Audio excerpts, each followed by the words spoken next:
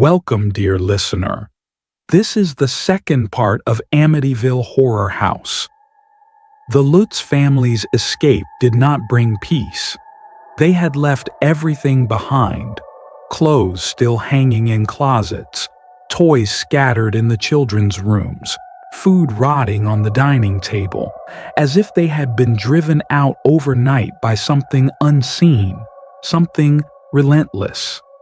Neighbors whispered about the way the family looked when they fled, pale, trembling, eyes wide with the fear that words could never capture.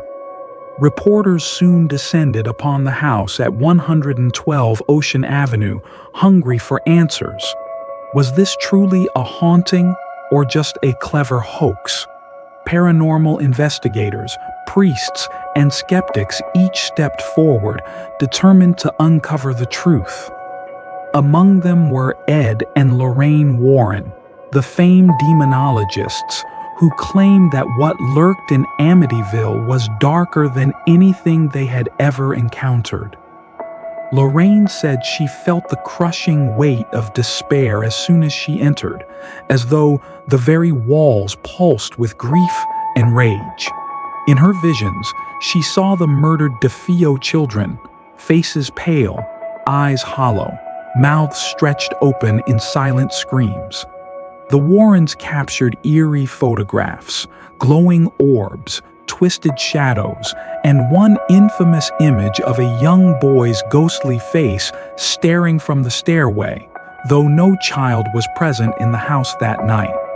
Skeptics dismissed it as trickery, but those who entered the house swore the air itself pressed down on them, thick with something ancient and malevolent. Strange things continued to unfold. Journalists fainted while touring the home. Cameras malfunctioned without explanation. Visitors described cold spots that chilled them to the bone, whispers echoing in the halls that urged them to leave. Some swore the basement was the heart of the evil, a place where shadows clung to the walls like living things, and where the air reeked of rot even when the summer sun blazed outside. George Lutz, in later interviews, confessed that during his time in the house, he felt himself slipping into madness. There were moments when he looked at his wife and children and felt as if they were strangers, moments where he feared he might hurt them without knowing why. Kathy Lutz revealed she often woke with bruises, scratches, even bite marks she could not explain. Their children refused to speak of what they saw, but years later, one admitted that nightmares from those 28 days followed them deep into adulthood. Whether real or imagined, the horror had left scars. And yet, the great debate remained. Was it all supernatural? Or had fear, grief, and suggestion created a perfect storm of terror in the minds of those who lived there? Books were written, films were made, skeptics and believers argued endlessly. But beneath it all lay an undeniable truth. The DeFeo family had been slaughtered in that house, their blood soaking into the very wood. Their lives ended in silence without a single scream escaping their lips. That silence became a part of the house, a weight pressing on everyone who entered. Decades passed, and other families moved into 112 Ocean Avenue. None reported anything as extreme as the Lutzes, yet whispers persisted. Some spoke of flickering lights, of shadowy figures at the infamous quarter-moon windows, of an oppressive feeling that settled over visitors at night.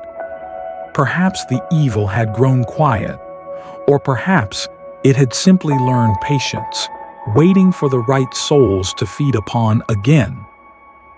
The legend of Amityville refused to die.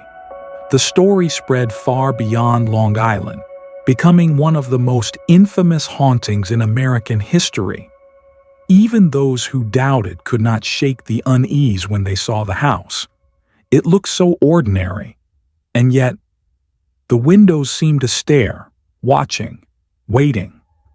Imagine, for a moment, walking those halls at night, hearing the echo of gunshots that no one else hears, passing the children's bedrooms where laughter should have been, only to find a suffocating silence, waking, always at 3:15 a.m., pulled from sleep by something unseen.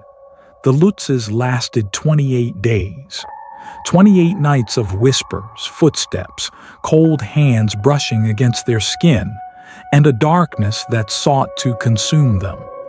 They escaped. But what of the rest? What of the house itself, standing silent and patient on Ocean Avenue? Does evil ever truly fade? Or does it simply wait, watching from the shadows, biding its time until the next family walks through its doors? One thing is certain, the house remembers. It remembers the blood. It remembers the fear. And it never forgets its guests. This is the Amityville Horror House. And though the story may have ended for the Lutz family, the legend continues. Because some doors, once opened, can never be closed. And some houses are always hungry.